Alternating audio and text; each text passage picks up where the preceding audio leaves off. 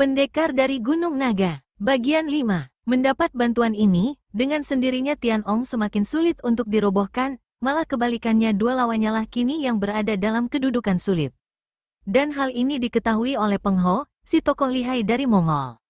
Sebenarnya dia tidak perlu mengkhawatirkan keselamatan Kiat Bo Ho Siang. Bahkan dia ingin sekali kakek-kakek bangsa Han yang sejak lama dibencinya itu mampus saat itu juga. Namun dia sama sekali tak ingin kalau kambratnya dari Tibet, yakni pengemis sakti tangan kidal, sampai celaka. Maka tak menunggu lebih lama lagi, Peng Ho segera menyerbu pula ke dalam kancah pertempuran. Justru inilah yang dikehendaki Wiro. Tua bangka bermuka kepiting rebus, teriak Wiro memaki Peng Ho yang memang memiliki tampang merah seperti kepiting rebus. Aku lawanmu, jangan main keroyok. Mendengar makian itu dan melihat Wiro berkelebat ke arahnya, serta-merta Peng Ho lepaskan pukulan saktinya yang tadi telah dikeluarkannya waktu menyerang Wiro dan Tian Ong di atas pohon. Sinar hitam menderu ganas ke arah pendekar 212. Wiro kaget juga, karena tak menyangka begitu mulai berkelahi lawan sudah lancarkan serangan pukulan sakti itu. Memang Peng Ho tak mau kepalang tanggung menghadapi lawan yang sudah diduganya tidak berkepandaian rendah itu. Apalagi karena petunjuk Wiro lah sampai Tian Ong berhasil membunuh si perenggut jiwa. Dengan sendirinya dendam serta kebencian bertumpuk jadi kemarahan yang bukan alang kepalang. Wiro keluarkan siulan melengking lalu lepaskan pukulan sinar matahari ke depan. Sedangkan sinar putih panas dan menyilaukan bergemuruh memapas sinar hitam serangan Peng Ho. Bumi terasa bergetar ketika dua pukulan sakti itu bentrokan di udara dengan mengeluarkan suara yang hebat.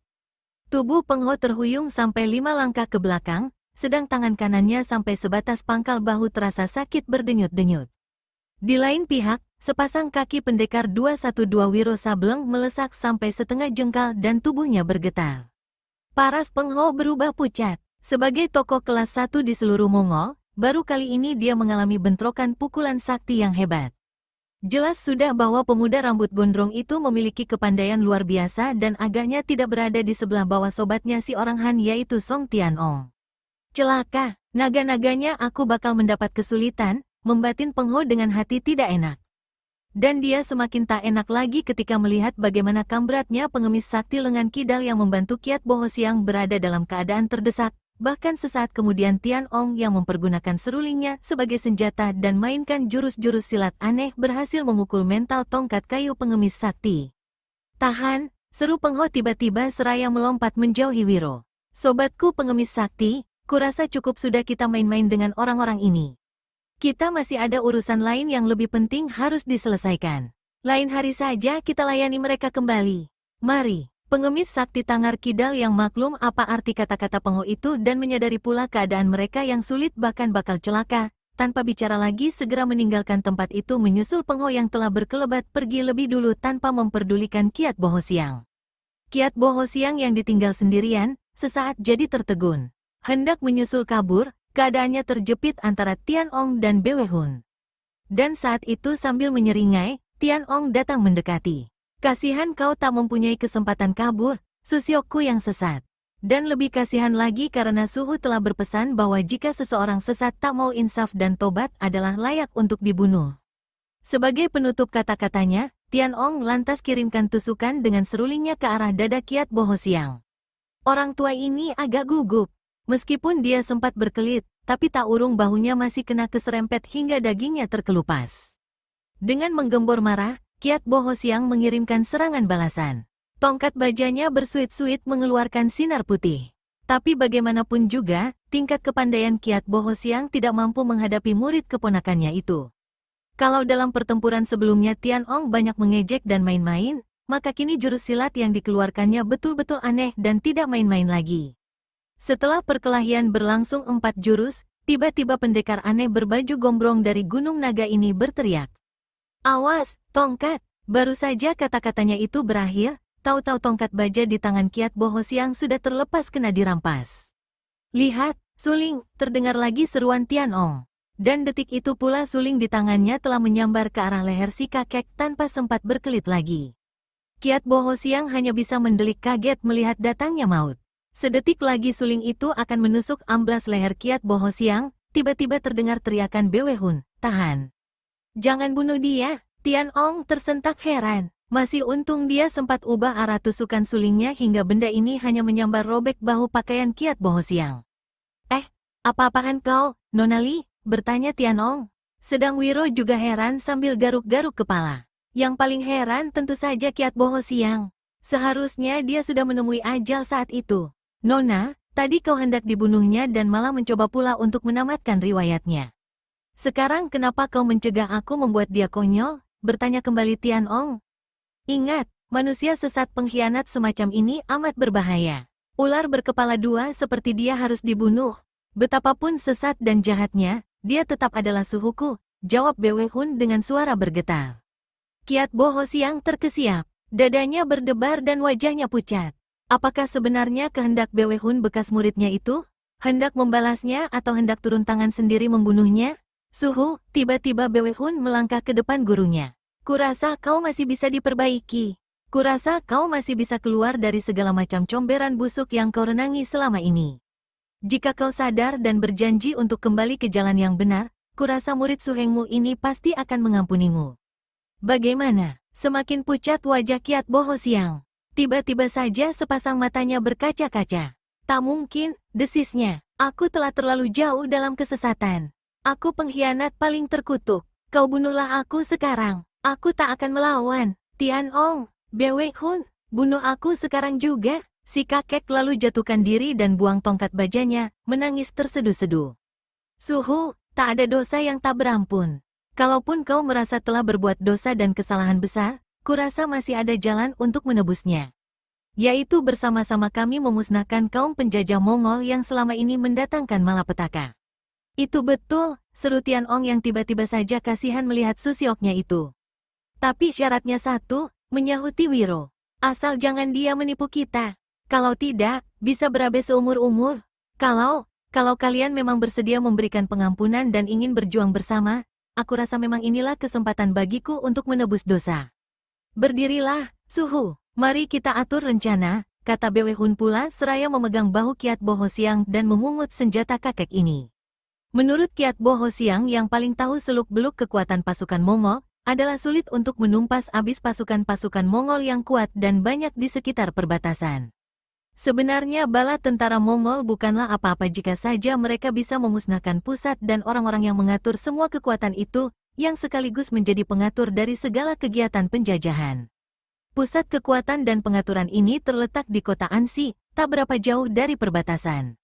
Di sini terdapat sebuah gedung besar yang merupakan markas daripada tokoh-tokoh Mongol, terdiri dari arsitek dan pelaksana penjajahan.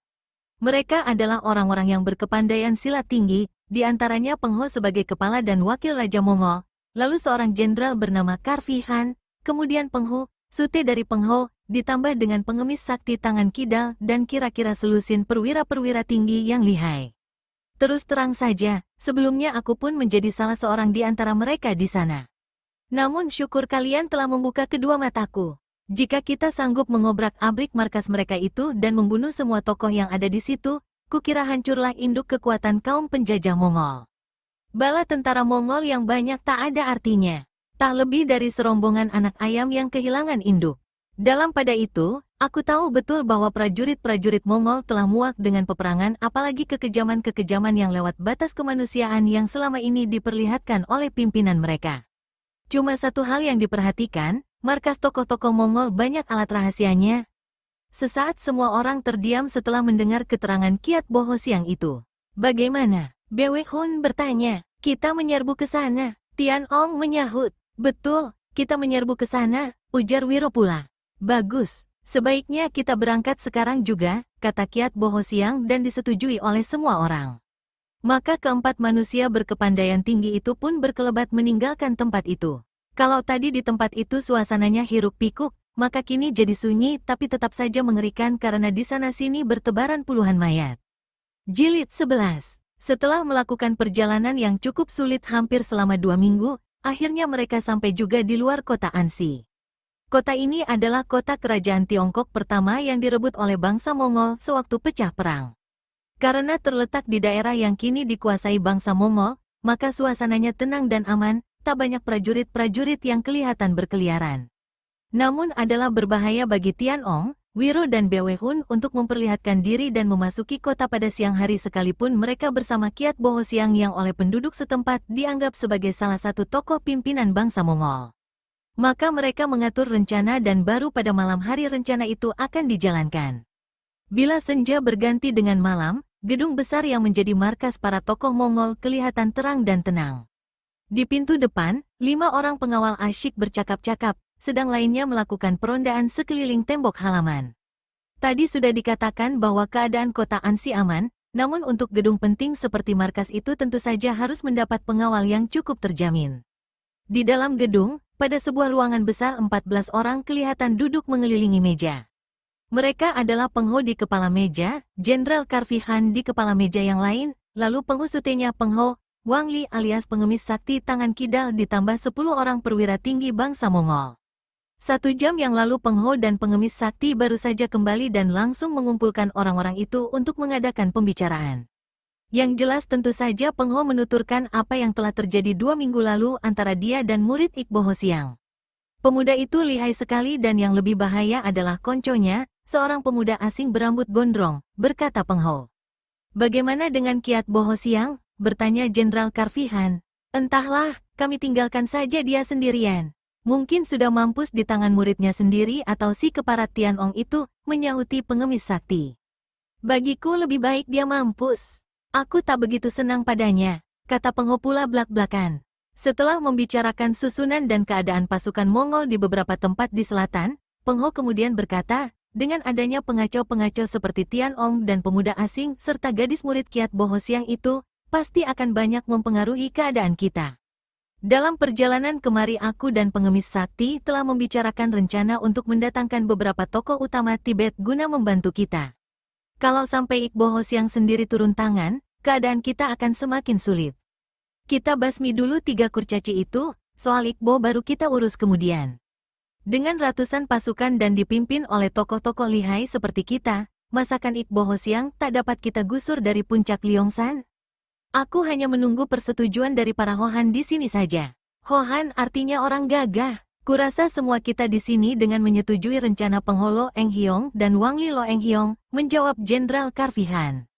Terima kasih. Kalau begitu aku dan pengemis sakti akan berangkat, Bes.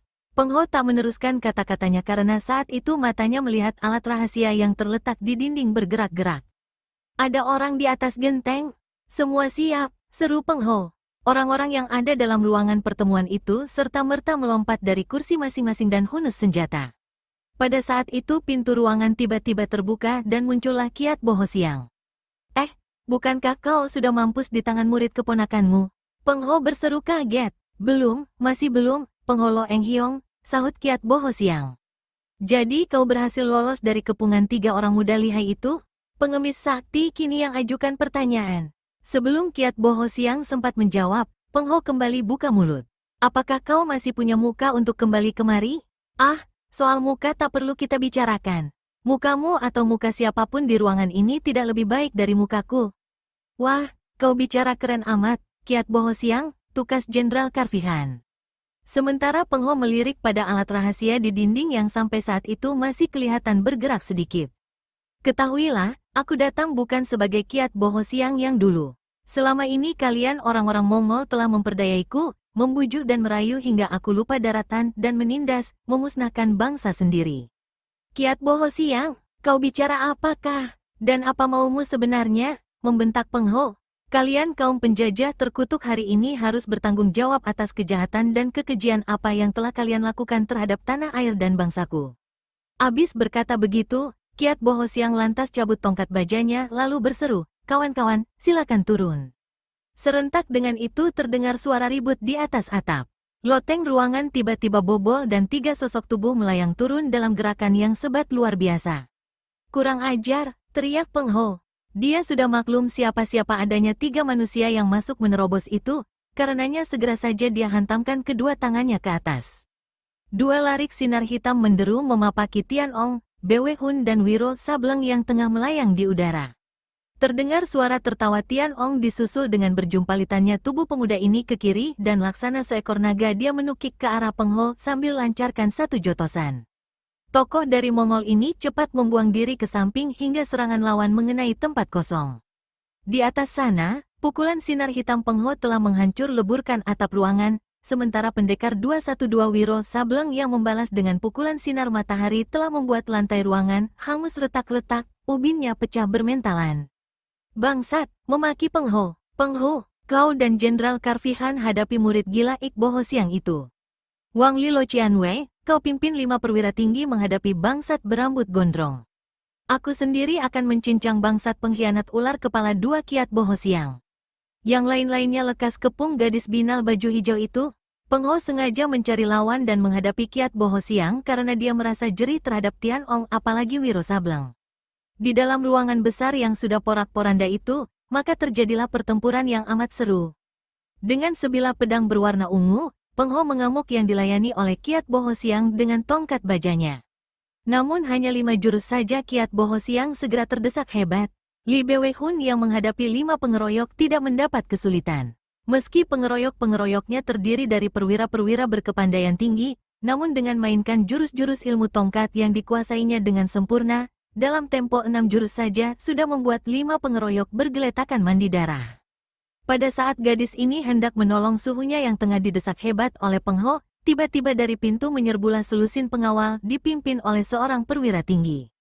Terpaksa Bewehun menghadapi mereka lebih dahulu. Setelah mengamuk hampir 10 jurus dan membuat lawan roboh satu demi satu, sisa yang masih hidup ambil langkah 1000, maka Bewehun menerjang ke depan membantu suhunya. Dalam keadaan terdesak tadi, Kiat Bo Siang telah keluarkan ilmu tongkat yang paling hebat yaitu ilmu tongkat Garuda Sakti atau Sin Eng Tung Hoat. Namun Peng Ho yang jauh lebih tinggi tingkat kepandaiannya hanya 2-3 jurus saja dibikin repot oleh ilmu tongkat itu. Di lain saat, pedangnya sudah menggebu-gebu kembali melabrak ke arah lawan dan di satu kesempatan berhasil membabat bahu kiri Kiat Bo Siang hingga putus buntung dan darah menyerbu. Suhu, seru Bewehun. Dengan kalap, gadis ini menyerbu ke arah Peng Ho. Sementara Kiat Bo Siang menotok bahunya di beberapa tempat hingga darah berhenti memancur, kemudian dengan gagah berani kembali dia menghadapi Peng Ho, bahu-membahu dengan muridnya. Bagus, kalian datang berdua, hingga aku tak susah-susah membunuh guru dan murid sekaligus, seru Peng Ho dengan seringai maut lalu kiblatkan pedang ungunya menghadapi 2 lawan yang dia yakin dapat dirobohkan dalam waktu singkat. Tian Ong yang dikeroyok oleh jago-jago lihai, yakni Peng Ho, adik dari Peng Ho, dan Jenderal Karfihan, untuk beberapa lamanya dibikin repot. Hal ini terutama karena dia sesekali masih saja kejangkitan penyakit keblingernya hingga menghadapi lawan lebih banyak mempermainkan dan mengejek. Tetapi ketika satu hantaman dari Peng Ho mendarat di dadanya dan membuat dia kesakitan, pemuda sinting aneh ini baru sadar. Serta-merta dia cabut sulingnya dan keluarkan jurus-jurus ilmu silat aneh dari Liong San yang dipelajarinya selama 12 tahun dari Iqbo Siang. Menghadapi ilmu silat yang tak pernah dilihatnya sebelumnya, dengan sendirinya Peng Ho serta Jenderal Karfihan kebingungan. Betapapun lihainya mereka, namun jurus demi jurus keduanya mulai terdesak. Dalam hebatnya kecamuk pertempuran itu, tiba-tiba Tian Ong keluarkan pekik nyaring. Serentak dengan itu tubuhnya berkelebat lenyap dan tahu-tahu terdengarlah pekik Peng Ho. Tubuhnya mencelat 5 langkah, keningnya kelihatan berlubang dan mengucurkan darah. Sekali lagi adik dari Peng Ho ini berteriak mengerikan lalu roboh. Tian Ong telah menghantam keningnya dengan suling hingga berlobang dan membuat nyawanya lepas. Melihat adiknya mati, Peng Ho menggembor marah. Tubuhnya berkelebat dalam amukan yang hebat dan sesaat kemudian dia berhasil merobohkan Kiat Bo Siang. Kakek ini terjungkal dihantam tendangannya dan selagi sempoyongan pedang Peng Ho cepat menebas lehernya hingga Kiat Bo mati dengan kepala menggelinding. Li Bewehun terpekik ngeri melihat kematian suhunya itu. Dengan kalap tanpa mempertimbangkan lagi kemampuan sendiri, dia menyerbu Peng Ho seorang diri. Tapi sekali Peng Ho gerakkan pedangnya, maka patah mentahlah pedang di tangan si nona. Di lain saat, senjata Peng Ho membacok ganas ke kepala si nona tanpa dapat dikelit lagi ataupun ditangkis oleh Bewehun. Di saat yang kritis itu, tahu-tahu melesat sesosok tubuh antara kepala Bewehun dan pedang Peng Ho yang tengah turun dengan deras. Peng Ho melengak kaget. Dia tidak tahu tubuh siapa yang dilemparkan karena saking cepatnya lemparan dan di samping itu dia tak dapat pula menahan turunnya pedangnya. Crash! Pedang Peng Ho membacok tepat di pertengahan tubuh yang terlempar. Terdengar jeritan, tubuh itu terhampar ke lantai tak berkutik lagi dengan pinggang terbabat putus. Ketika diperhatikan, ternyata dia bukan lain adalah Wang Li alias pengemis sakti tangan kidal. Bwe Hun sendiri selamat dan tertegun, sedang Peng Ho dengan muka pucat berpaling ke arah pendekar 212 Wiro Sableng yang saat itu asyik menggebuki perwira-perwira Mongol yang tengah mengeroyoknya. Apakah sebenarnya yang telah terjadi? Seperti diketahui sebelumnya, pengemis sakti tangan kidal bersama dengan 5 perwira tinggi Mongol telah mengeroyok Wiro. Kenyataannya 5 perwira ini adalah lebih lihai dari 5 perwira lain yang mengeroyok Bwe Hun hingga dipimpin oleh pengemis sakti mereka sempat membuat Wiro kalang kabut. Namun setelah keluarkan jurus-jurus silat yang dipelajarinya dari pendekar pedang akhirat Long Sam Kun, maka dalam satu gebrakan saja dia berhasil merobohkan 2 perwira tinggi. Ketika dia menendang mental perwira yang ketiga, matanya yang tajam menyaksikan bagaimana Peng Ho tengah melancarkan satu bacokan ganas ke arah kepala Bwe Hun tanpa si gadis bisa berkata apa-apa. Di saat yang sama, pengemis sakti tangan kidal kirimkan satu sodokan dengan tongkat kayunya ke arah ulu hati Wiro. Dengan mainkan jurus bernama Lohan Chiang Yao atau malaikat menundukkan siluman, Wiro sambar lengan kiri pengemis sakti dan tarik demikian rupa hingga tubuh kakek itu berputar di atas kepalanya lalu dilempar ke arah Peng Ho. Seperti yang diperhitungkan oleh Wiro dan malang bagi pengemis sakti, tubuh kakek itu terlempar tepat antara kepala dan bacokan pedang hingga tak ampun lagi pedang di tangan Peng Ho menghantamnya tepat di pinggang. Wiro tertawa gelak-gelak. "Peng Ho, apakah kau sudah gila membacok mati kawan sendiri?" ejek pendekar sableng ini lalu tertawa gelak-gelak. Sementara Tian Ong mendengar suara tertawa kambratnya itu, ikut-ikutan pula tertawa dan membuat gerakan yang bernama Koi Leong Hoan In, atau naga aneh berjumpalitan. Tubuhnya seperti terjungkal kaki ke atas kepala ke bawah. Kaki menendang ke muka lawan dan begitu lawan mengelak, tahu-tahu suling di tangan kanan memburu dengan cepat.